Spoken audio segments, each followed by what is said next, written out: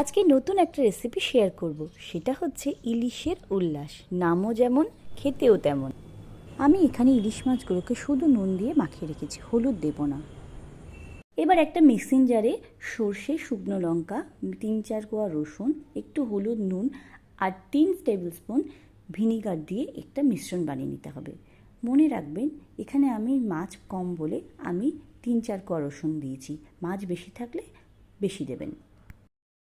Gas কিন্তু জ্বালাবেন না, গ্যাস বন্ধ রাখবেন। এরপরে মিক্সিং জারের মধ্যে একটু জল দিয়ে ওই জলটা আমি প্যানের মধ্যে ঢেলে দিয়েছি। এরপরে প্যানের মধ্যে একটু সর্ষের তেল, শুকনো লঙ্কার গুঁড়ো, নুন দিয়ে মিশ্রণটাকে নাড়িয়ে নেব। মাছগুলোকে এক পিঠ দিয়ে একটু নাড়িয়ে আবার অন্য পিঠে উল্টে দিতে হবে। এরপরে গ্যাসের ফ্লেম জ্বালাবেন একদম কম আছে, পুরো ঢাকা দিয়ে 15 মিনিটের মধ্যেই এই রান্নাটা হয়ে যাবে। এই রান্নাটা যেমন খেতেও সুস্বাদু এবং এটি অত্যন্ত একটি